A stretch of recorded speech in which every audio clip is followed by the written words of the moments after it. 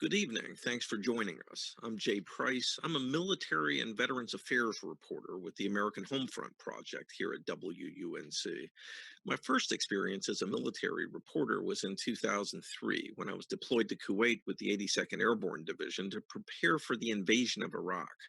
A photographer and I were attached to a small unit, and we lived with the soldiers in a long khaki tent for weeks while we waited for the war. At the time, I was someone with essentially zero familiarity with military life and culture, and one of the first things I noticed was that race just didn't seem to be the same issue as it was out in the civilian world. It wasn't just that the guys in our tent really looked like America, and they truly did. It was that there was more reaching across lines. There were more friendships across race, a lot of joking and positivity. And it just seemed like people were respected for how they performed, regardless of race, religion, or whatever. It wasn't perfect, and that was just one unit. But the differences were striking enough that it registered. And because I was interested in how things got to be different, again, not always better, but different from the civilian world, I've done a lot of stories since then on the history of Black and Brown troops within the military and the effects of things like service on the civil rights movement. Soon we'll be getting a new president, and he's picked a retired four-star Army General, Lloyd Austin, to be Secretary of Defense. You're going to hear more about General Austin in a moment, but General Austin is an extraordinary soldier by any measure. He was commander of all U.S. forces in Iraq and U.S. Central Command. As a Black general, he broke one barrier after another, and now he's poised to break one of the largest in American government. This is where I circle back to how things are still far from perfect, even though, for example, the military was ordered to desegregate way back in 1948. So why in 2020 are we still having a teaching moment with this? Why is it still remarkable now that a Black man with a military record like General Austin's is up for this position? Why is it there are so few Black officers in the upper ranks of the military? Why are the Marines still unable to attract Black recruits? Why are we only just now dumping Confederate flags in the military and it seems certain now Confederate base names? Those are a lot of questions, and obviously there's still a lot of work to be done. Tonight's event is designed to further the conversation on discrimination based on race and gender in the military and start us thinking about how a more equitable armed services could benefit our nation. Finally, I'd like to thank the Corporation for Public Broadcasting for its support of the American Homefront Project and making tonight's event possible. And now, let's start the show.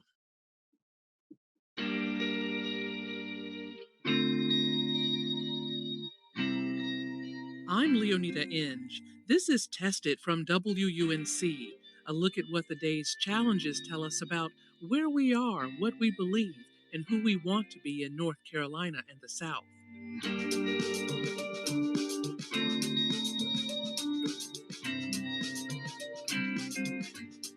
Today, uneven battlefield.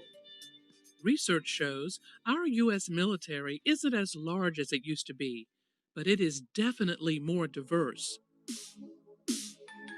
More than 40% of the men and women in the military are people of color. But as you march up the ranks, there are fewer and fewer brown and Black faces. In this time of racial reckoning, that's not good enough. President-elect Joe Biden had to acknowledge that in his decision-making process for nominating a new Secretary of Defense. Through sheer determination and extraordinary skill, he's been breaking down barriers and blazing a trail forward in this nation for many years now, for more than 40 years. And he has a long way to go, and he's going to do it again. And so today, I'm honored to nominate former General Lloyd Austin as the 28th Secretary of Defense. Biden's choice? A retired four-star Army general. Lloyd Austin is also Black. You know, back in 1877, a young man from the small town of Thomasville, Georgia, Henry Ossian Flipper, became the first African American to graduate from the United States Military Academy at West Point. And after his commissioning, he was assigned to one of the Army's all-Black regiments. And he became the first non-white officer to lead the Buffalo Soldiers of the 10th Cavalry.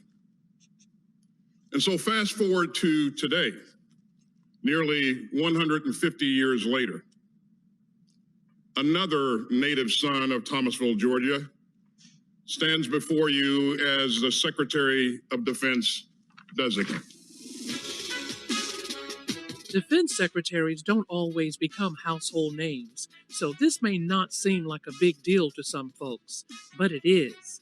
If General Austin is confirmed, he will become the first black leader of the Pentagon, second only to the president in military command, breaking the ultimate glass ceiling. A true and tested soldier. Representation can be inspiring. You can't be it if you don't see it. But is Austin's presence in a new administration enough to inspire young officers of color to follow his lead? Just like Austin, Mary Tobin is a West Point graduate, a military academy known for producing leaders. Tobin is vice president of the West Point Women's Alumni Association and co-founder of the West Point African American Alumni Association. So she spends a lot of time mentoring young black officers, remembering her days in their boots. My most favorite place at West Point is in the old cadet chapel, and it is not necessarily the chapel itself that I love so much. It is the fact that in the chapel there's this wall where the generals of the army that fought for American independence, all of their names are displayed on a bronze plaque. And one of the plaques reads Major General, and then there's this nameplate there that looks like it's been scratched through. And then there's just a year that says 1740. And the reason why I love that place and that plaque so much is because that was the plaque in honor of Benedict Arnold. And as we know, Benedict Arnold was a traitor. That plaque was placed there in his honor so many years ago. But over the years, cadets scratched through Benedict Arnold's name on that plaque. No one told them to scratch the names through. There was no order given by the superintendent of the academy. But cadets just over the years have done it so much so that you can no longer read his name there. And for me, that was a reminder, one, that when the institution teaches us about duty, honor, and country, that it is not just words. They are not just words. They are a way of living, a way of leading, a way of thinking. And two, even if it's in just a plaque, we understand honor, and those who do not abide by living with integrity, believing that all men and women are created equal, fighting for doing the right thing, even when it's hard, that will scratch your name off of a nameplate. How hard is it for us to do the same thing now, where we take the names of Confederate generals off of places of honor? We remove their statues, remove their names off of barracks and buildings and street corners, and properly remember that as lessons learned in museums and history books, but no longer putting them in places of honor because their very existence represents the opposite of the ideals that we hold to be true. They represent slavery. They represent discrimination. They represent looking at human beings as less than full human beings. And so I think the time is now to learn from that old plaque in the cadet chapel. I believe in humanity. I believe in us. So I just keep that in the back of my mind always. What a wonderful reflection for our first guest tonight. When it comes to diversity and inclusion in the armed forces, we can't leave out a very important part, and that's representing everyone, no matter their race, ethnicity, and gender, and the place and space where they work and call home. So Mary Tobin, thank you for joining Tested for this conversation. Tell us more about your time at West Point. I was able to visit the campus in 2007, and I was pleasantly surprised to see the number of African-American faces I did see, actually 2 people from the state of Alabama. And, and all the women there, that was a wonderful surprise as well. But as a Black woman, how were you treated there? Yes, one, thank you so much for having me join everyone tonight. You know, I often say that West Point is the most beautiful place in the world for graduates, like out of our rear view mirror, like once we're leaving, because, and not because, you know, it's inherently more difficult for Black folk there, but because it's just hard. It is the premier leadership institution in the world. I think though, the culture at West Point, although shaped in and steeped in excellence and military discipline and professionalism, the larger culture is that of white, cisgender, heterosexual Protestant men, period. Everything from what's acceptable to wear, how you speak, how you behave, your hobbies, it is shaped and forged in that of white culture. And I'm not saying that that's a bad thing, but it is. So if you are not a white, cisgender, heterosexual Protestant male, then you instantly are aware that maybe your background, the way you dress, speak, talk, look, is in opposition to the dominant culture. I think that the Academy has done a fantastic job of its outreach and getting more and more African-American cadets admitted into the culture or into the Academy, but there are still challenges around the retention. You know, what do I do when I don't see staff and faculty who look like me? What do I do when no one else shares my cultural norms, or because I listen to a certain type of music, now that's deemed anti to the culture? So there's this constant assimilation and conforming to the dominant culture in order to succeed. And I think those of us who do graduate, we graduate because of sheer grit, resilience, and strength, but it's also because we conformed in many, many ways. Well, you know, I have many family members who have served in the military. One of them, Julia Miller Waring, who actually was at West Point with you. Yes. And that, it was a great thing, because I think your class at West Point probably had more people of color there than ever before at West Point. I remember a big group picture actually being taken.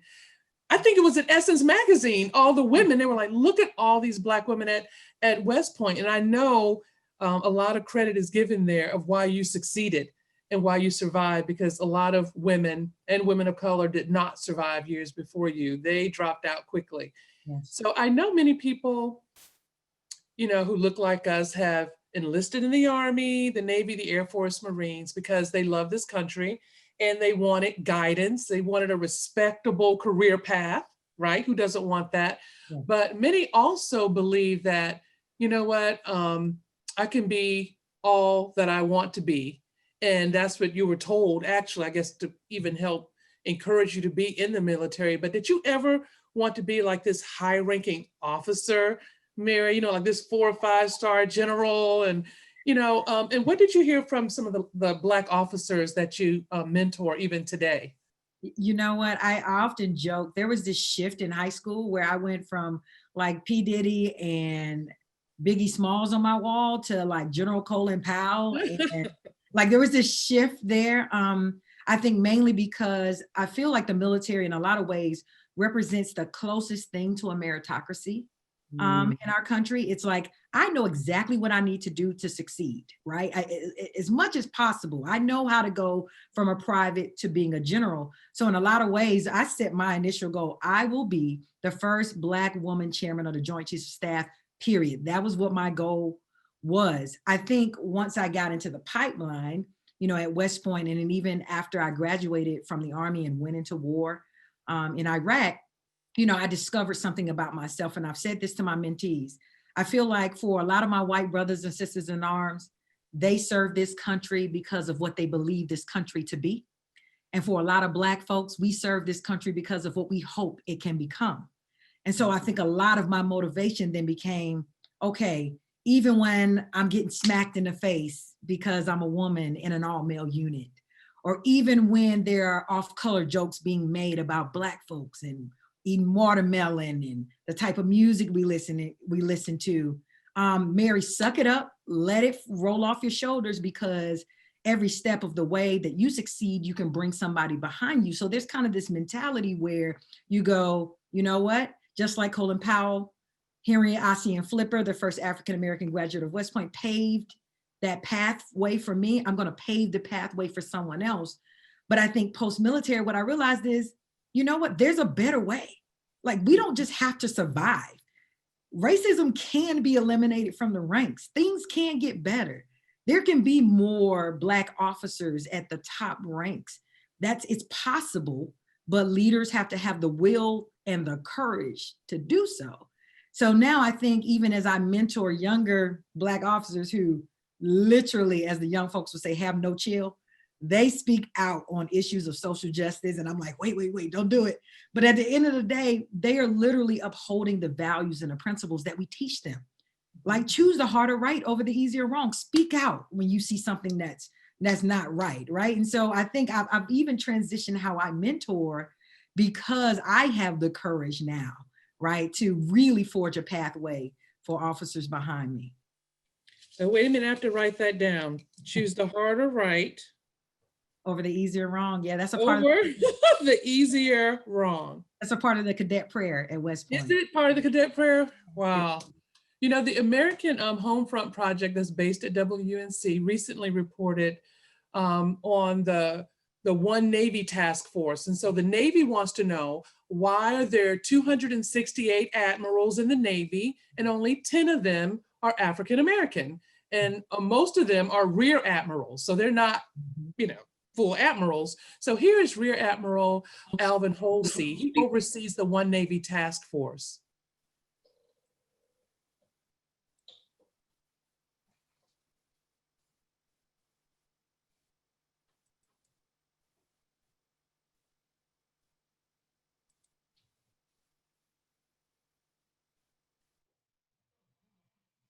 As a Black officer in the Navy, I'll tell you that I've mentored more people that don't look like me than look like me. Sure, mathematics, right?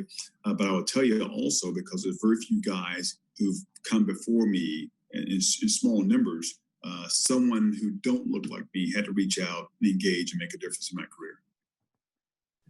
The One Navy Task Force is scheduled to issue its report this month. So the month isn't over yet, and hopefully we'll find out you know, what's in that report. I know we have to move it along, Mary, but you know, what do you think about General Austin's nomination? And if confirmed, do you think his presence will help troops of color, you know, overall, you know, that whole, you know, he can do it, I can do it? Absolutely. One, I think because he is a West Point graduate, I'm elated. Go Army. He is also, little known fact, he is also a direct descendant of Henry O. Flipper, the first Black graduate of West Point. So there's so much symbolism in that, but I think it's a testament to his professionalism, his competency, his ability, and the fact that after so many years, we are finally, as Black officers, being given the chance to show everyone what we've always known, that we can perform and lead at the highest levels of government. And hopefully this sets the stage for other barriers being broken, women, our LGBTQ soldiers in arms. And hopefully we never have this discussion again, because it's always, we can't have diversity and we can't have qualified folks as if they're mutually exclusive. But no, this nomination shows us that we can, and it's possible. Well, thank you very much. Thank you very much for being here. Mary Tobin is Vice President of the West Point Women's Alumni Association and co-founder of the West Point African American Alumni Association. You know, after retiring from the military, she continued her service to the country as a senior leader in the government and nonprofit sectors, and now works as a consultant on issues of diversity and inclusion. Thank you again. Well, you know, it's hard to change minds and perceptions of people in such a racial climate. You know, I bet my uncles said the same thing when they were in the Army before and during the Civil Rights Movement. But what if the racism and racial attacks are within your military unit, soldiers in the same barrack? You know, that's a problem. David Christinger spends much of his time studying incidents of white nationalism and white supremacy in the military. He is director of the Harris Writing Program at the University of Chicago. He also teaches memoir writing to veterans with the War Horse, an award-winning military reporting initiative based in North Carolina. Well, earlier this year, Military Times polled active duty readers and found 1/3 of active duty troops and more than half of minority service members reported witnessing examples of white nationalism, really racism in the military in recent months. And that's up from 22% in 2018. So David, tell us, in a recent article for the War Horse, you tried to go beyond this poll, which is really just a snapshot, and get to the bigger picture, just how prevalent is white supremacist ideology among members of the armed forces. So, what did you find, and how are military leaders tracking this? Great question. The short answer is they don't seem to be tracking it very well. The reporting that I did for this piece really came out of that poll that you quoted from Military Times. I couldn't believe, honestly, 36% of the respondents said that they had seen some, evidence of white nationalism. That seemed like a really, really high number. And so I started looking into it, and I found plenty of examples where the Department of Defense, the president, senior military leaders were saying, nope, this isn't a problem. These are all isolated incidents. I kept thinking of that old saying about, one rotten apple. These are just one rotten. And it's like we always forget that the end of that saying is they ruin the bunch, right? That one bad apple. So I started digging into it and trying to find, was there any place to get a better sense of how prevalent this was? And what I ended up doing was just putting together this massive timeline of media reports, government reports, congressional testimonies, anything that could speak to the prevalence of white nationalism in the military. And I think there's a lot more that I wasn't able to find. Wow, that seems like an enormous job. I think you need a staff all your own. I don't know if you have one. Know that without data, to rely on, it's hard to kind of make people believe you. You started to sort of catalog all the incidents in the media, that you could find, and that had to be tough enough. But so when you saw these reports, and what was happening, what trends were emerging, and also, did you read about more incidents and what realm of the armed forces? We have the Army, Navy, Air Force, Marines. What did you find? Yeah, a few things kind of jumped out to me. One was it seemed that the incidents that were being reported or that I could find in my search fell into kind of one of two camps. One was, this, what I call the sort of respectable white nationalism, right? It was this idea of white rights, white power, but not as a racist idea, right? That's how it's presented. It's an original Confederate flag in your room. Exactly, right. It's this idea that the races will do better if right, and actually some of the gentlemen that I investigated, some of them actually thought that Joe Biden had a great idea back during the invasion of Iraq to separate Iraq into 3 different countries. That was floated for a certain amount of time, and some that were on the ground in Iraq said, yeah, that's a good idea.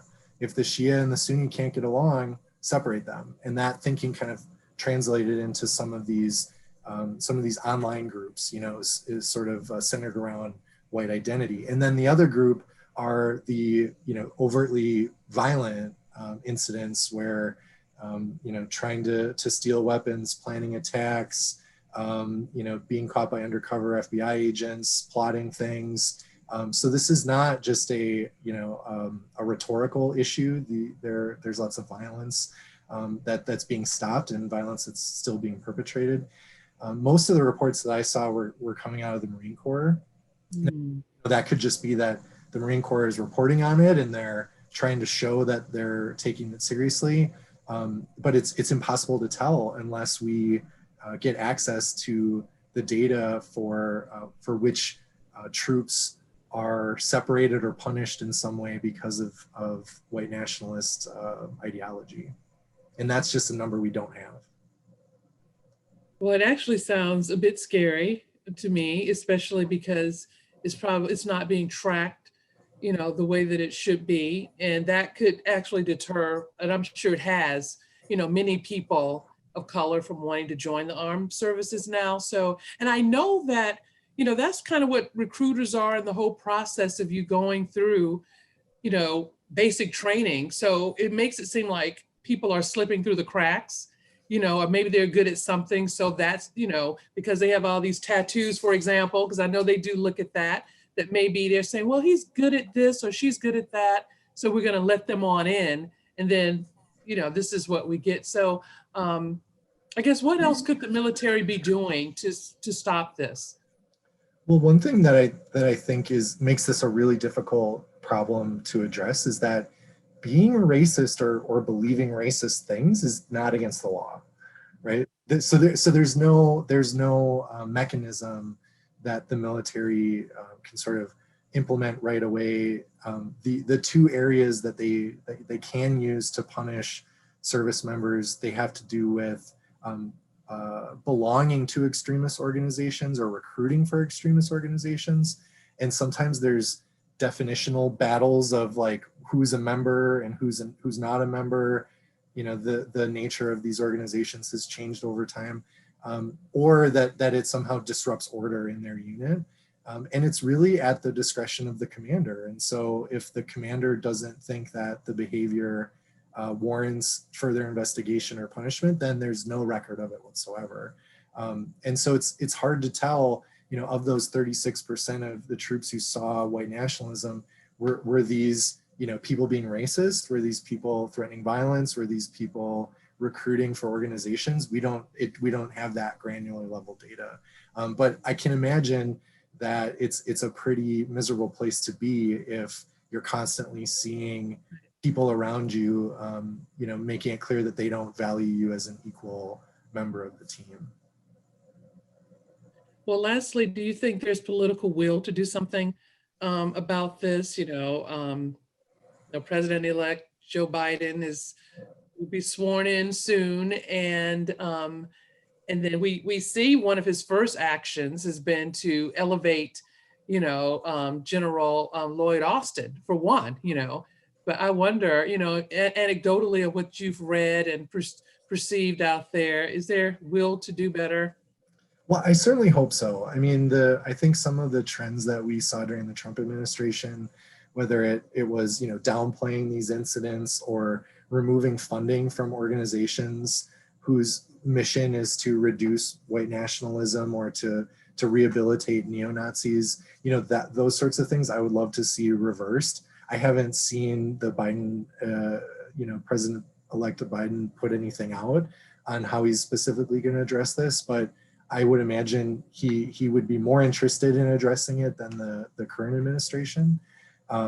So I feel hopeful, but this is a difficult problem, and I don't know that there's one solution that's going to solve it. It's going to take a whole culture change, and hopefully our new, you know, Secretary of Defense can help with that. Well,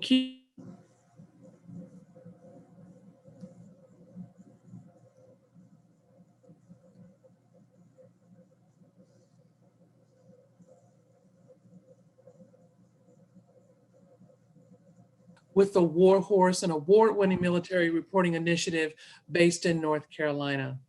Again, thank you for having me.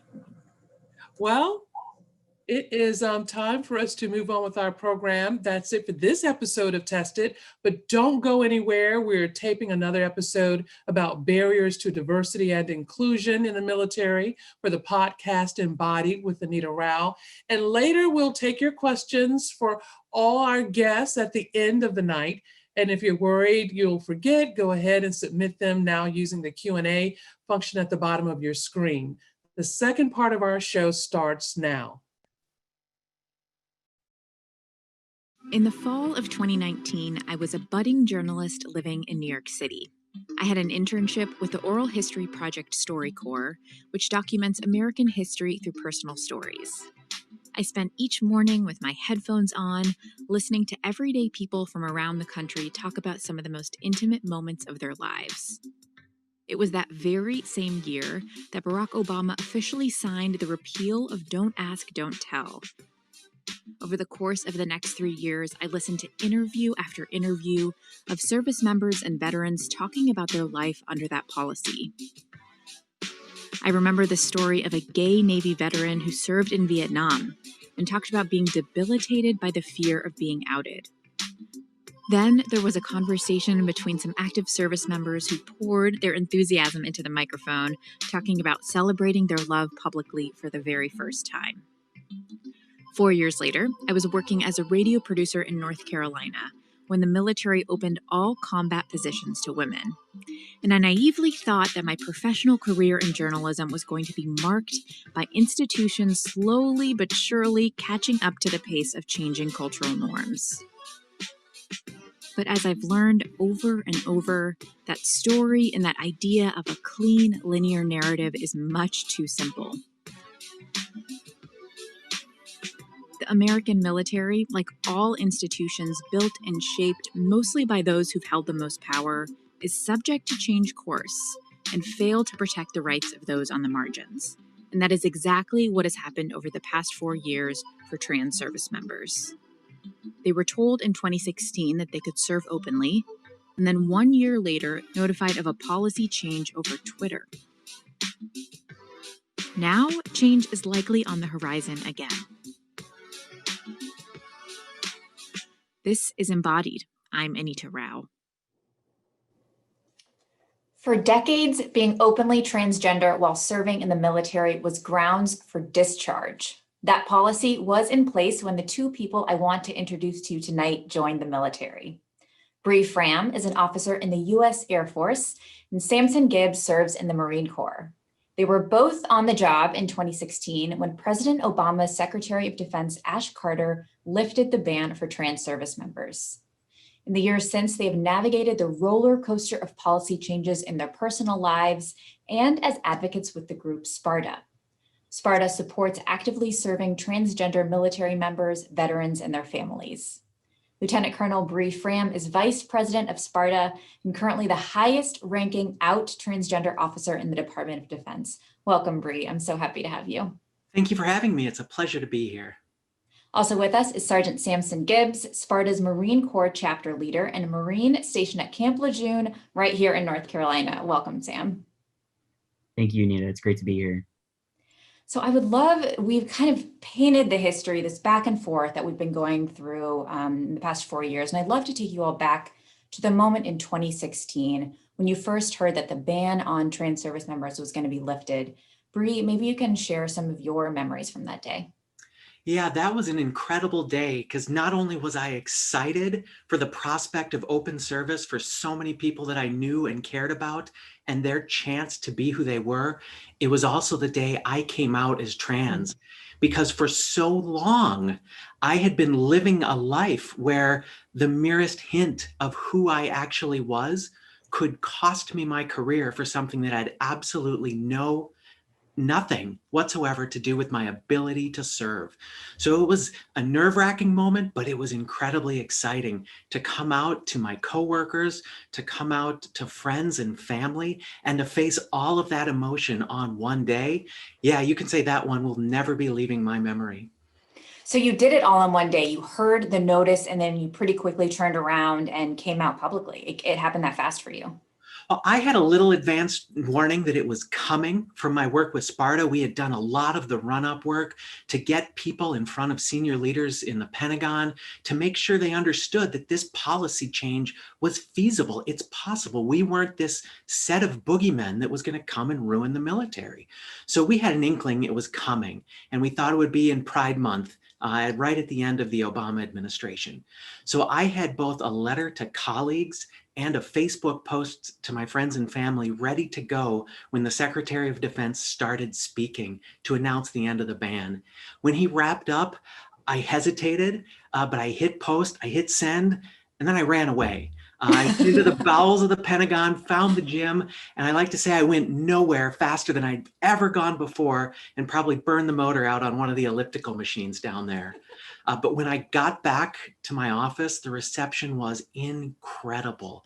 One by one, my colleagues, senior officers in the military walked over to me, shook my hand, and said, "It's an honor to serve with you."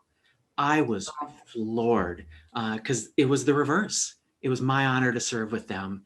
And on Facebook, nothing but love. So talk about an amazing experience that speaks against the argument that we're a disruption to unit cohesion. Just that said everything about my experience coming out as trans in the military. Sam, how about for you? Unlike Bree, you weren't in the Pentagon, so maybe you didn't have as much advance notice, but what was that day like for you? Wow. So I was a young Lance Corporal, a little E3 running around on the motor pool as a mechanic that day. And so I hadn't even any clue that any of this was going to happen. And so I'm out there wrenching away, doing my thing. And one of my friends came over to me and he tapped me on the shoulder and he's like, "Hey, Sam, I want to talk to you. Can you come to the side for a minute?" And I was like, "Yeah, what's going on?" And so he pulls me to the side, he gets me where nobody else can hear me, and he hands me his phone. He says, "This is open to a link. I think you need to go and watch this. I think it's going to be something really good for you." And so I was, really caught off guard and I wasn't sure really what was going on. And so I really confusedly looked at his phone and kind of stood there for a minute. And as I'm watching the closed captions across the bottom of the screen as the Secretary of Defense was speaking, I was just flooded with this excitement and relief and was just so happy in that moment. And I just looked at him and I had this smile on my face and I was like, "How did you know?" He said, "You are uniquely yourself. Being who you are doesn't change anything. We all know who you are. We were just waiting for you to tell us." And so immediately following that, we went back inside together, and I pulled my platoon together and I said, "Hey, I got to tell you guys something. This is what just happened. I'm trans." And everybody kind of like paused for a second, like, "Is this really happening? What? Are you serious right now?" And I was like, I'm absolutely serious. They just had this press conference. This is what happened. And I need you guys to know that this is who I am, because I'm not ashamed of who I am. And it doesn't change anything about me other than you finally get to see me as I see myself." And they all gave me this little congratulations and said, "All right, cool, let's go back to work." That's incredible that you both got such positive reception and were able to kind of be affirmed in that way so soon after the public got knowledge of this, and there was a sense that this institution that had been one way for so long was going to change. And then literally a year, I think almost exactly a year after that, we have these tweets from President Trump that I mentioned in the intro. So President Trump announces via a series of tweets that he intends to reinstate the ban on trans service members. So Bree, take us to that day. So you are an officer. Did you know this day was coming? I had no idea on this one. So talk about a shock. You showed the tweets that the president issued that morning. And for a lot of us, it was interesting because he paused about 9 minutes between the first and second tweet. And we thought we were going to war with North Korea. We was like, is this the next big one? But no, he was just banning transgender service members in the claim that we're a burden on the military. And I happened to be on my very last day of leave in northern Minnesota overlooking this placid lake. And my phone just started blowing up and trying to figure out what was going on. And then I finally find these tweets like, where did this come from? And I knew that was going to be another life-changing day immediately, because first we had our membership, our 1,000 people in Sparta that are wondering, am I going to have a job tomorrow? Am I losing my career today? So we had to do a lot of reassurance that day that no, you need to go to work, you need to lace up your boots, and you need to continue accomplishing the mission and proving that you belong until they force you out kicking and screaming. And then on the other hand, many of us had to talk to the media that day because they knew we existed, they found us, and trans people were all over the media, trans members of the military, on national news. And it was like this spotlight was shining on us from the president that ended up doing more good than anything, because you saw what these people were doing, what they're capable of, and just how awesome they were at serving their nation. So this is 1 year in after you both have come out publicly and folks around you know your preferred gender identity. So what had you been able to do in the course of that year? What had coming out and the policy change allowed for you in terms of the kind of care you could get, where you were housed, any kind of logistical things. Sam, maybe you can walk us through what it actually looked like to be able to be out publicly. Well, a lot of it was, just everyday life of just existing and going to work and being normal and just being a Marine, which I'm eternally grateful for, is that, my chain of command and the people that I worked with didn't go out of their way to make me some kind of weird, awkward, thing that you set on this pedestal because all of a sudden it's fragile. Instead, they were like, hey, you're just Sam. No big deal. You're just another Marine. Let's go to work. And so I had that great opportunity to just experience being a young Marine doing his job while also having the opportunity to be respected as who I am, when I thought that was something that was never possible. And so moving forward, it was a lot of, uncertainty and figuring out how we were going to make everything work and what exactly does this policy mean and what questions do we have, and finding the right people to call and ask questions to make sure that we were going in the right direction. And I think that's all anybody could have asked for. Yeah, I mean, the policy raised, or the initial tweets raised so many questions. As you were saying, journalists were scrambling, folks in the military were scrambling, seemed really caught off guard by these tweets. Advocacy groups filed multiple lawsuits to challenge the ban. But then in January of 2019, the Supreme Court allowed the Department of Defense to move ahead. So these new rules went into effect in the spring of last year. And it's interesting because Pentagon officials have repeatedly insisted this is not a ban on trans service members. They're very clear about that language, but it is in fact a near total ban because most folks entering the military can't serve unless they serve as the gender they were assigned at birth, or they fall into this particular category of folks like you all who were able to get a diagnosis of gender dysphoria before an April 2019 deadline took place. So Bree, maybe walk us through this. It's a little bit confusing, but what is your response to the Pentagon official saying it's not a ban on trans service members? So what they're trying to hang their hat on is the difference between being able to say, I'm trans, and being able to transition. Right now, DOD says you can come out, you can say I'm trans, but that's it. We, in fact, have been singled out for special circumstances, not the equal treatment that we're looking for. Because the DOD has a compact with its service members where if you require medical treatment to get you back to the battlefield, we are going to get you that medical treatment. But we've singled out this piece that we're calling gender dysphoria and associated treatment and saying, no, you can't be treated for that. You can't get what you need to become a better soldier, sailor, airman, Marine, or space professional or Coast Guardsman and still continue to serve. So they've carved out a special status to treat people differently. And it applies in many ways to actually becoming a functional ban, where some of our enlisted folks, they can't get commissioned because they've had a code put on their record that the commissioning source says, ooh, can't take people like you, even though, again, it has nothing to do with their capacity to succeed in the program. So call it a ban or not, it is preventing medical care that is deemed necessary by a doctor. It's preventing people from moving forward in their career, and it is preventing people who want to serve their country and are capable of doing so from joining. So functionally, it is absolutely a ban. So as you mentioned, new trans recruits are largely barred from joining the military unless they agree to serve in the gender they were assigned at birth. And we spoke to a few people who are caught in the crosshairs of these policy changes. They are connected with Sparta, and you all helped us connect with them to share their story. So I want to go first to the story of Jody Davis. Jody is a nurse in Ohio, and we're going to listen to her story right now. I'm actually a registered nurse, and I'm a licensed social worker as well.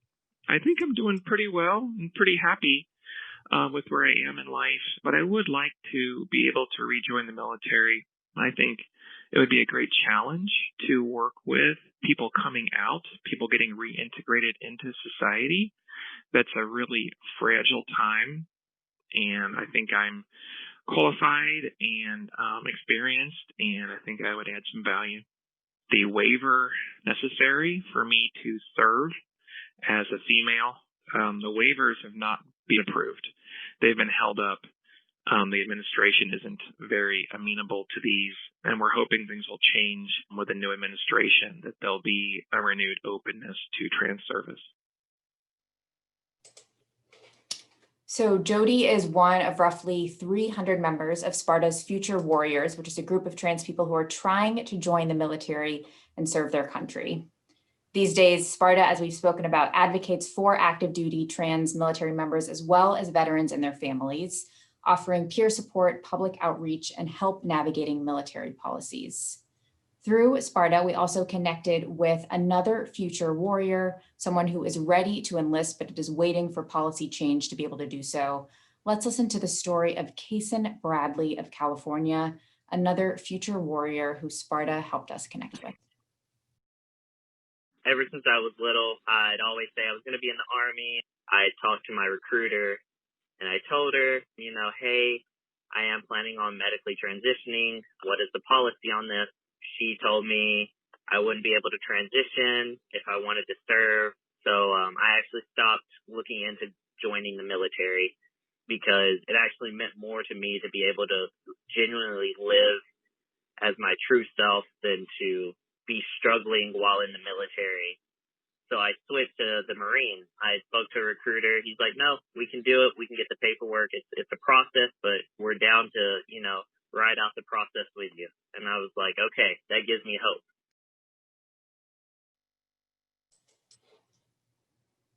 So that's Kason Bradley of California, a future warrior, someone who is ready to enlist. So Sam, you all have been really working and advocating and organizing for folks throughout this whole process, especially after Trump's tweets and the policy changes, because a major change was it required folks to get a diagnosis of gender dysphoria if they wanted to continue serving in their preferred gender.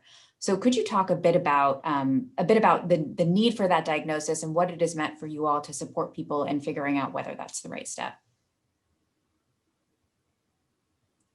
I would absolutely say that, reaching that diagnosis point and getting it in the system and verified before that, deadline date was one of the top priorities for Sparta as an organization. From the tweets to the time of, the deadline, we were doing everything we possibly could to support every service member, every recruit that was trying to join, and, getting them to the point where they reach the diagnosis, because it's the beginning of what the military considers our transition point. And getting those folks to the point where they have the diagnosis, it's verified in the system, now means that they're they hold exempt status and that they can transition under the 2016 era policy. And so while the diagnosis might not be necessary to be trans, it's necessary for the military. And so unfortunately, it was a lot of rushing and trying to build contacts within, the medical community and calling in favors as often as possible to get as many members in and under the deadline as quickly as possible. And so it meant the world to all of us, to be able to support as many people as possible and, build the community and let them have those opportunities to just be themselves, because everyone deserves that. Bree, tell me about your process personally of choosing to get the diagnosis and what that meant for you and your family. It was a really difficult decision because one of the criteria of a gender dysphoria diagnosis is that you experience clinically significant distress. And so I thought, thinking even about getting that diagnosis, because I never felt that. That to me singles me out as being broken in some way. And that is not who I am. I am not, as Sam mentioned earlier, I'm not this fragile thing you put on the shelf. I am ready and capable to serve. So to get that on my record felt like it would hurt. So I came to this crucible moment with a month to go when the Supreme Court said, you can have this policy. And DOD said, okay, here it is. Anyone who doesn't get this before April, your future path is closed. So I had to, look deep inside myself and say, is now the time? Do I just need to take it and get that diagnosis to enable myself to receive the medical care required to be my best self? And I had to say yes, but it hurts me to this day to have that on my record as merely a gatekeeping function when that diagnosis says clinically significant distress. So we're hopeful that in the future, that criteria gets changed. And I think the psychological community is moving in that direction, but we need to get there because it truly is just that. Are you trans? Yeah, you are. You don't have to be suffering to be who you are and be your best. And this need to kind of prove yourself through getting this diagnosis to be able to be, considered in the eyes of the military in the way that they want to be able to classify you. It seems to be a disconnect from what you all were describing culturally when you came out, which was overwhelming support. So I'm curious, Sam, as the past year has unfolded, have you sensed a disconnect between how people are feeling on the ground and where the policy stands at the federal level? Oh, absolutely. I mean, of course, in every organization or, bunch of apples, there's going to be at least one bad apple. And so taking away the onesie twosies that have a bad attitude, the majority of the people that I've experienced at least are outstandingly supportive and want nothing but the best. Their main focus is, can you do your job? If you can do your job, be yourself. They support you. And I think that's kind of what a lot of people are missing when it comes to the policy, is that 9 out of 10 of us don't really care what you do in your off time, who you are. We support you as long as you can do your job and you get the mission accomplished. And actually, Bree, I mean, the military does employ trans folks at a really high rate. I was stunned to learn about those statistics. So tell us about that and where all of that fits into kind of where you see things moving forward with the possibility of a new administration with potential policy change.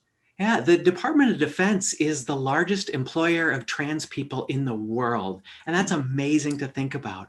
And trans people, based on historical data, serve at twice the rate of their non-trans peers. So the military definitely offers something for us, and we have something to contribute to it. That said, I am incredibly hopeful for what comes next. Like one of your earlier guests, I am so excited to fight for what we can be and to switch from having to fight for our existence to being able to fight to make our existence better and to allow more people to be their best selves so that they can continue to complete the mission in a way better than they ever could before. I like to frame it that if you're in the closet and you have to hide a piece of yourself, you are expending mental energy to protect yourself and to protect your identity. And if you could instead spend that on accomplishing the mission, how much better can you be? And it was the same way for me. I transitioned while a squadron commander in a leadership position in the military, and the experience made me better. It made me more able to connect, more able to take different perceptions. I could lead, I could drive the mission, and we can get things done. And having more people with that opportunity can only be a good thing for our military's readiness and our ability to fight and win wars in the future. Have you all, going through this and the toll that it has taken on your personal lives and what you've seen folks around you experience, have you ever thought about leaving? Sam, maybe we can start with you and feel like this institution doesn't affirm who I am. I think everybody has bad days and good days.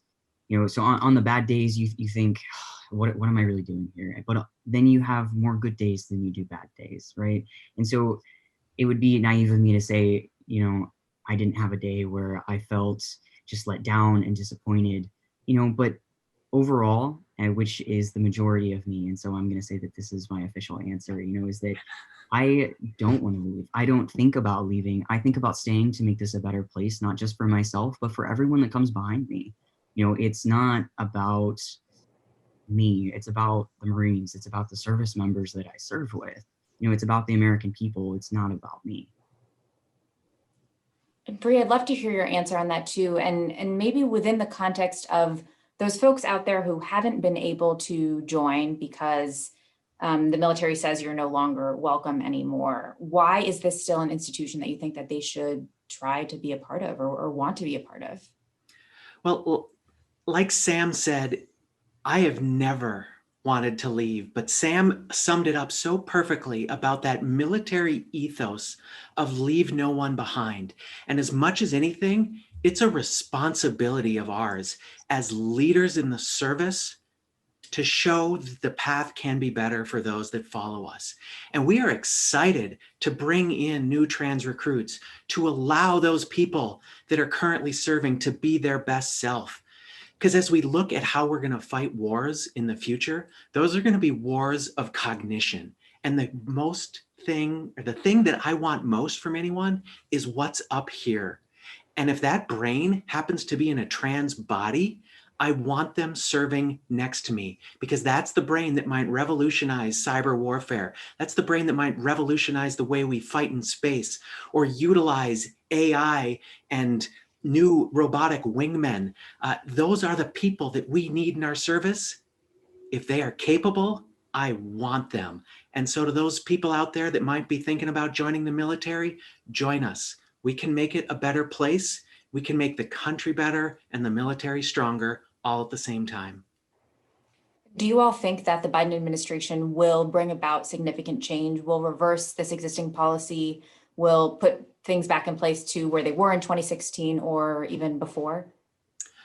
I believe we're going to very quickly get back to where we were in 2016, and then we're going to work to make it better. Because like any new policy that comes in the military, it has its rough edges. There are things you can smooth out, there are things you can improve so that we're not damaging anyone's career, we're not adding an undue burden on the administrative process. So yes, I think we're going to make it better. And by the time Biden's 4 years, 8 years, or whatever the case may be is over, I think we're going to look back and say it would be unconscionable at this point to imagine a military without trans people in it. Just as unconscionable as imagining a military without people of color, without women, without lesbians, gays, and bisexuals. We are going to get there, and it's going to come quickly.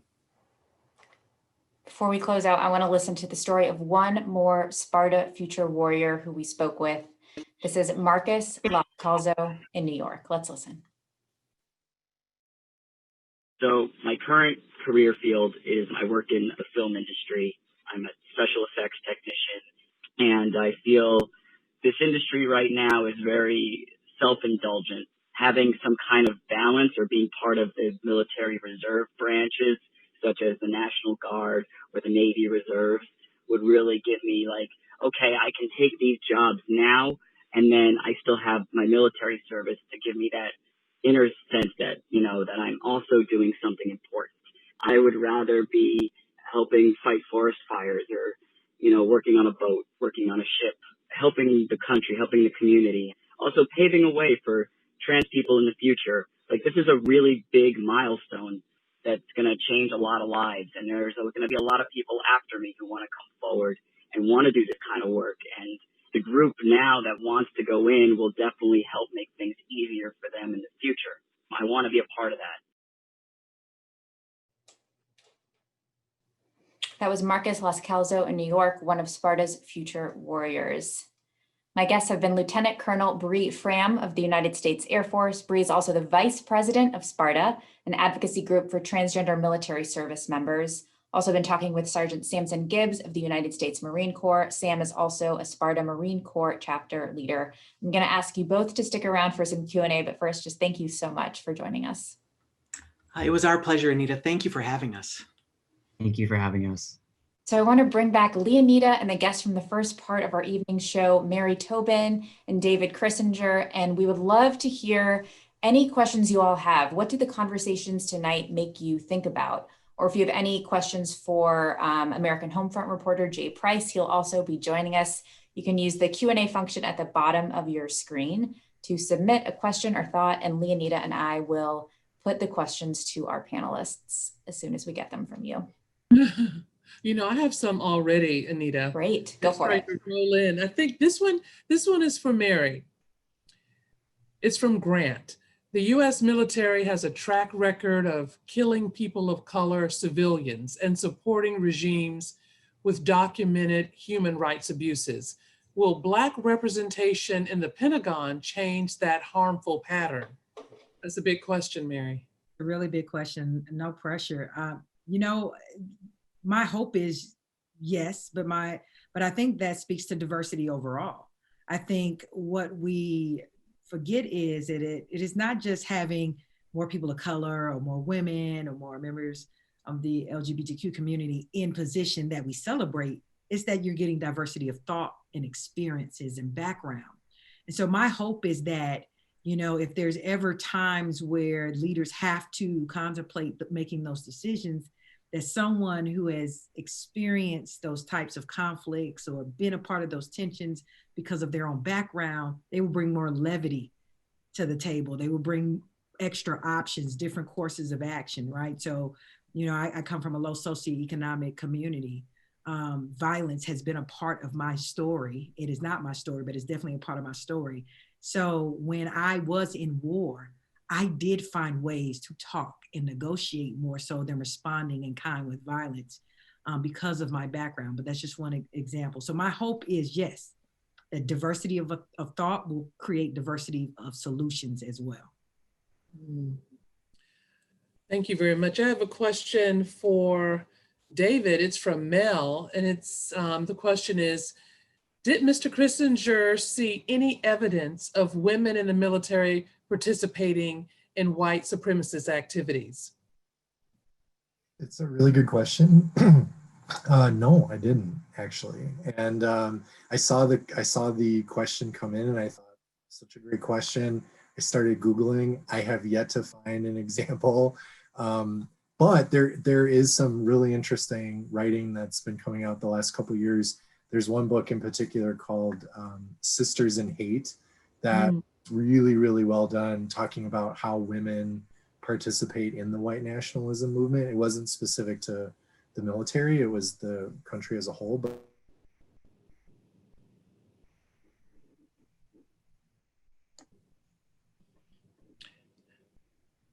I think you're a little frozen, David. oh, is it? There you are. Oh, what was the last thing you heard? I'm sorry.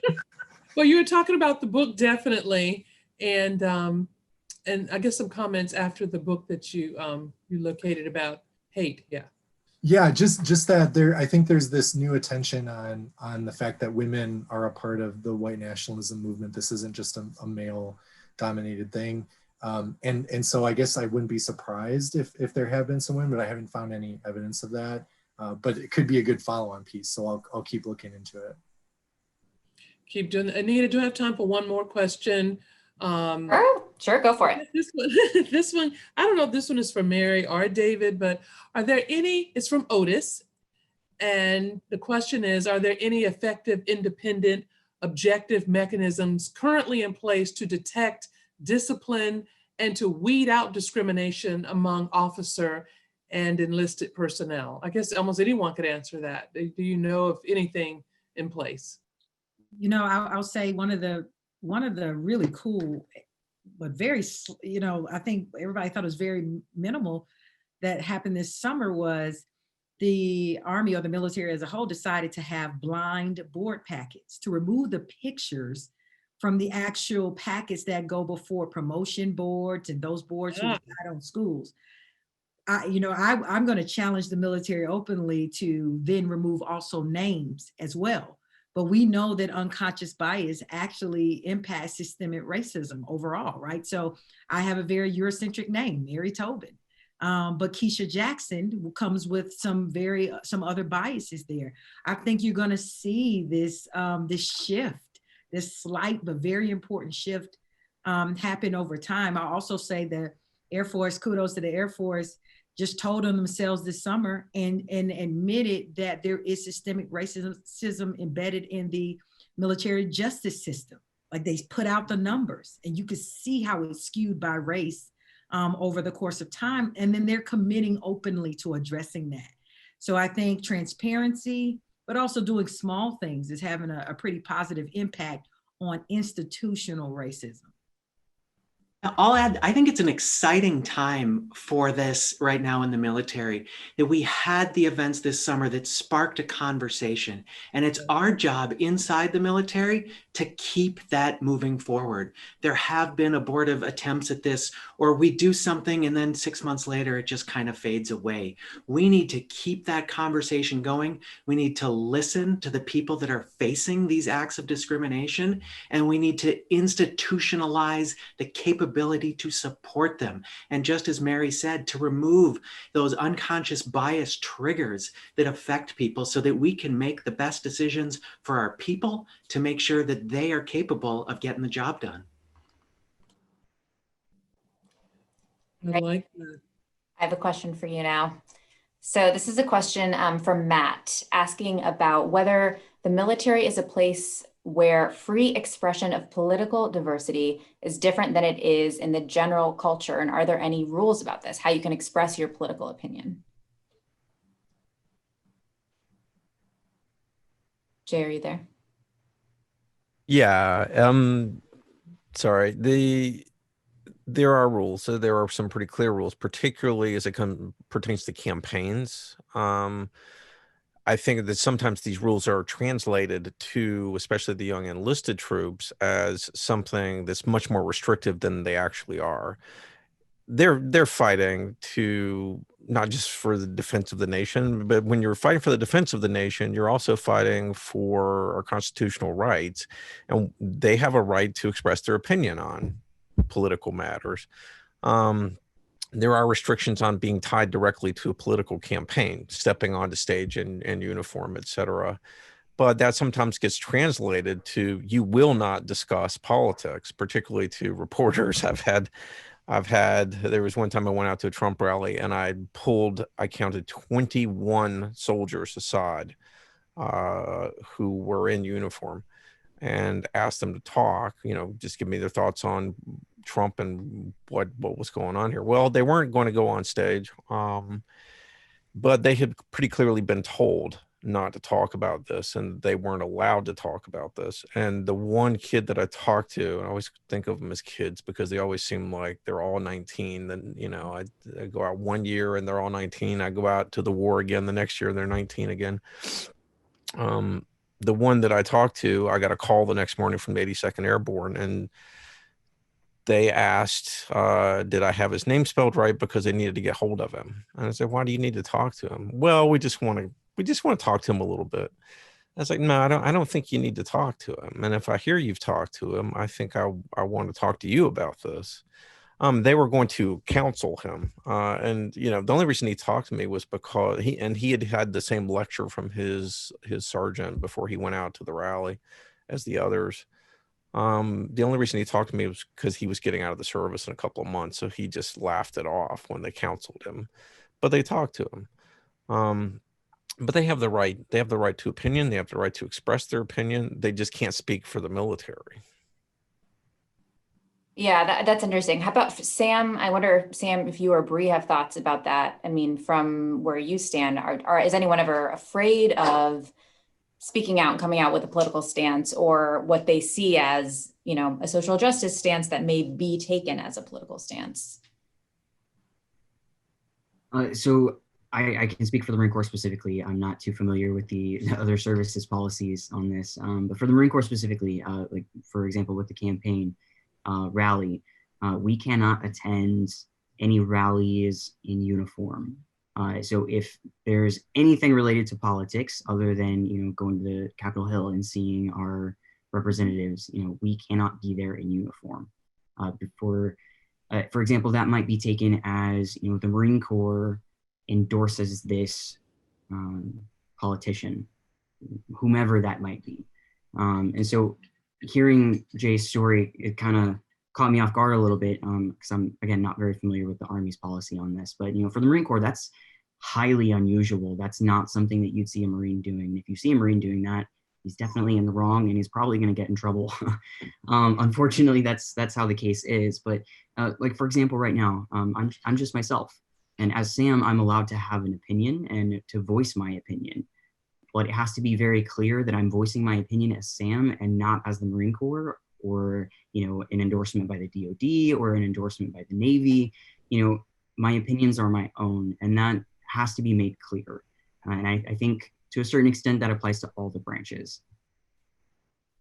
So Sam again said it beautifully. And the amazing thing about Sam is you're not going to find that level of eloquence and understanding the policy among that many of Sam's peers. But us as advocates, we have to learn the line where we can walk. There are very clear restrictions against saying anything disparaging about the president or a whole host of other senior leaders in the government, even if we are speaking in our personal capacity. The restrictions the uniform places on us are certainly there. We have our constitutional rights, but we do give up some of it to join the military. So there's a reason why we talk about, if something came out, we talk about how it made us feel, not what someone was thinking in imposing that policy. Or we talk about the impacts. We talk about the positive aspects that we can look forward to from that. So there's ways to have that discussion, but like Sam said, absolutely, we have to take the uniform off and we have to speak in our personal capacity or our capacity as representatives of Sparta, not as the Air Force, not as the DoD, not as anything affiliated with the military. Our titles go with us. Our ranks are part of who we are, but that does not imply that we are speaking at any time, and certainly nothing we said today was on behalf of the military. Anita, was some of that question directed at how they might feel, how comfortable they might feel expressing a political opinion to other troops in their unit? It was pretty generic. It was pretty generic. Just generally, is this a place where the free expression is different than it is in general civilian culture? So I'll address that, Jay. Amongst Marines, if we're just Marines in the room, we definitely feel free to comfortably speak amongst ourselves, share our thoughts and ideas with one another, ensure that each of us is educated on whatever political topic it might be, because it's important to all of us, especially as leaders, to make sure that our service members and junior service members have the proper information and knowledge to go and make an educated decision at the polls. Because at the end of the day, being able to have those discussions shapes citizens, and citizens have a responsibility to vote, and being part of the military doesn't necessarily change that. And so amongst ourselves, we're absolutely comfortable having those conversations and encouraging healthy political conversations. Of course, we try to steer them away from, arguments, but, healthy conversation is absolutely welcome in the military. But, anytime it comes to sharing those thoughts and ideas with civilians, we try to make it very apparent that it is ourselves speaking and not the services speaking or the DoD speaking. But definitely amongst ourselves, we're more than comfortable talking about that. I would say Black officers, Black enlisted folks experience something a little different, because everything that we do or say is being evaluated for greater levels of responsibility. So when I was a private, I felt comfortable, like Sam is referring to, just expressing my views amongst other soldiers. But when I became an officer, absolutely not. I guarded my thoughts even in the ranks, because you're not just you. I wasn't just Mary. I was lieutenant and captain Mary. I was a commander. Like I could never even own my real true thoughts unless it was with my civilian friend. So there's another dynamic there. And I think a lot of that was driven by the fact that I had aspirations of levels of responsibility. Yeah, there's a difference between having a conversation with your peers and if you are in a leadership position, because then having that discussion may be seen as undue influence on the people working with you. And that is absolutely a no-no. Whatever I say, if they think it's a go vote this way, that's a problem.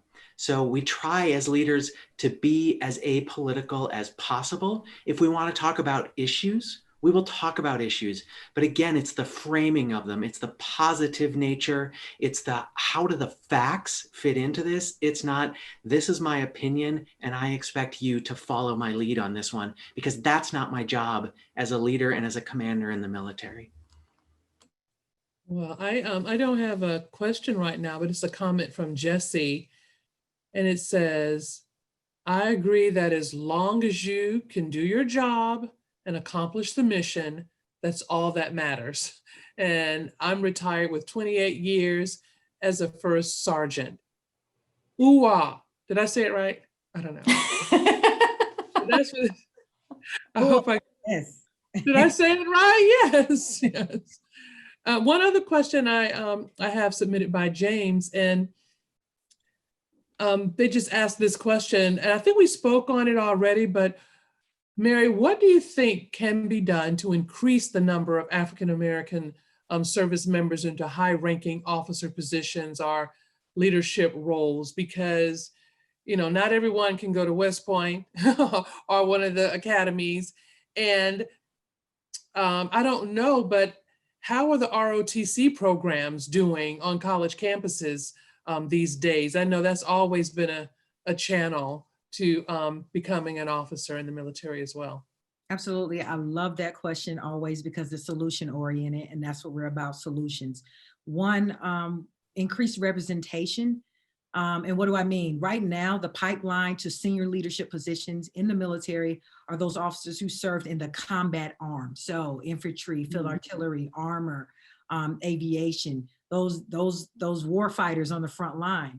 Well, if that's the pipeline, but then the majority of Black officers are not in those combat arms branches, then it's going to even out. You're not going to have as many, right? And that is like, that harkens back to this old mentality that only the warfighter, the frontline warfighter, deserves to manage the entire army or the entire military. But if you're managing this entire force, then why does it always have to be the warfighter? So that's one. Change that antiquated rule, open it up and expand the network. You'll also see more African-American officers at the top. Also, train white officers to mentor those who don't look like them.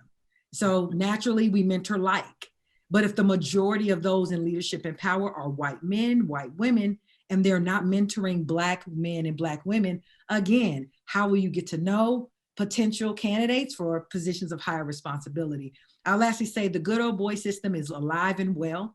You network with those also who are like you. So you find out about the opportunities, the schools, the positions, all those things that thrust you into the spotlight and make you a higher candidate for higher rank. That's not open to me as a Black officer because I'm not friends with the majority of people in my network are not white men. And so I think expanding the mentorship pool, I'm expanding the pool for who can become a 4-star general, like General Lloyd Austin, eliminating the good old boy rank, good old boy network, but then also challenging leaders to mentor those who do not look like you and who do not come from your background. I say those things are kind of informal, but that'll shift of the numbers at the top, I believe. I have a question that I think could go to Bree and Jay. Maybe both of you can touch on different parts of it. This is from Fran, asking if female cadets are steered toward any particular career assignments. And maybe Bree, you could touch on the particulars of, for trans folks, whether there are any types of assignments they are allowed to do or not to do, if there are any qualifications or differences there. Well, the question on cadets is probably a great one for Mary, but because for trans folks, it's pretty small population and almost all of us were already in the military in our career fields. I could count on one hand the number of trans people that got into the service in a very brief period that accessions were open. So no real steering on our case, but it is certainly something we have to be concerned about. But every job is open to everyone at this point. For trans folks, you do have to worry. I mentioned there are some people that get a code on their records that talks about, where you can deploy based on what medical facilities might be there, even if those are not needed by you in any way, shape, or form. So there are some things that limit careers right now. And that, as I talked about, is one of the things we need to look at fixing in the policy as we move forward. So we do make sure everyone has the widest range of opportunities. Just as Mary said, to get to those senior leadership positions, they need to be given the opportunities to serve where the military sees the most value in their service. Yeah, and traditionally, the military has seen that value in coming out of combat roles, infantry roles in the Army, but the kinds of things that give you command experience in a combat theater. And those had traditionally, in many cases, been closed to women until really recently, the last few years. NPR sent me down to cover the first women to graduate from Ranger School. Um, and I have to say, you know, I'm gonna have to word this very carefully because it's gonna touch on an emotional response that a reporter had. But everybody in that room, when they saw how those women handled themselves, they, you know, they had a press conference, they dragged them out. They're in their early 20s. Everybody in that room was choking up, I think, who was an honest American who cared about the military. Um, and you know, those are the kinds of shifts that need to take place before women can get up in greater numbers into 3-star rank, 4-star rank. And it's still lagging. I think I saw something today about the Marine Officer School. I think 3 women are trying to get in there, you know, and it's 2020, you know. There's this kind of range of these schools that they need to push numbers up in. I think particularly in the Marines to make this happen. That's So- one thing. Oh, I wanted to say, Jay, maybe someone could speak to this. And we haven't talked about the pandemic much, but you know, how do you recruit? You know, how do you go to the high schools? You know, or even, you know, I guess I don't know if young men and women can just walk into offices anymore without an appointment. You know, so do you think the time that we're living in now will drastically hamper those numbers from increasing across the board? And we're not talking about just people of color, but yeah, women all across the board. They've gone more and more and more onto social media for recruiting. That's serving the recruiters well, and recruiting is one of the hardest jobs in rock and roll. I've never, you know, when times are really tough, when they really have hard numbers, they've got to hit for their targets. That's a really unbelievably difficult job. But they've gotten lucky with their timing about when they've gotten away from these traditional methods of just walking around buttonholing people in Walmarts. I went out with the recruiters doing that one day. You know, they had a number of cold calls. They had to hit a certain number for every week. And just kind of randomly chatting up kids they would see on the street, to actually using digital methods to do the work for them, and expand their reach. And the timing of getting more modern about that has helped them with the pandemic. Um, Also, esports is becoming a big recruiting tool. All 4 of the services, all 5 of the services are using it now. There are 3 official teams and 1 unofficial. The Marines have an unofficial team, and they kind of use that as a recruiting tool. So there are some ways to kind of get around the in-person thing, but at the end of the day, you actually have to eventually put on a mask and talk to your recruits. Okay, we have one more question, and this question is from Otis, who says, is there any effective, independent, objective mechanism currently in place to detect, discipline, and weed out discrimination among officer and enlisted personnel? David, not to put you on the spot, do you have a thought or an answer for that one? Well, I mean, my understanding is it matters so much based on the commander and where you're stationed and what branch you're in and what your job is. I read reports where, you know, a unit was getting ready to deploy. They needed a certain number of people on the deployment. There were behavioral issues that were overlooked because they needed those people overseas. And so, you know, I think that's where you're always going to find that tension probably, is how do you balance, you know, the needs of the mission with these behaviors? Who decides what behavior is disruptive and what is just in good fun or is just joking around or whatever. So I think that's probably the biggest hurdle next to you know, having good data about these issues is even defining what we're trying to keep out and what we, you know, and how do you make sure that those people who are you know, wanting to sign up, you know, don't have some extremist you know, background, you know, unless they were arrested for it or, you know, they're kind of sloppy on their social media, they're probably not going to be detected. So then, you know, what do you do once they're in? I think that's another big question that has to be answered. Can you reform someone? Do you punish them and hope that they change? Do you kick them out?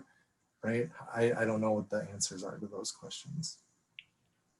Hey, David, you know what I always say? Until we see discrimination as a readiness issue, we're going to continue to see this. Absolutely. There is a restorative pathway. But until we view it as sexual assault or discrimination or racism, just like we view a broken down Humvee, we'll never see the change. Yeah.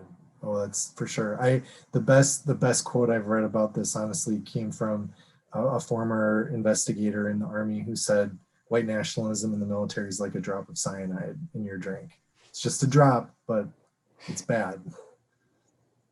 Yeah, I agree with you too, that setting the command climate is so important. And there is a reason why, after I took command, in the first speech I gave my organization, I talked about why and how I valued diversity. And just to give that pathway that, yeah, I am willing to listen. If you have an issue, you can bring it to me and I am not going to throw you out of my office. And setting that as the reasonable standard is something we can absolutely do and ensure that our commanders do, to make sure that we hear what's going on so that we can take that corrective action and treat it like Mary said.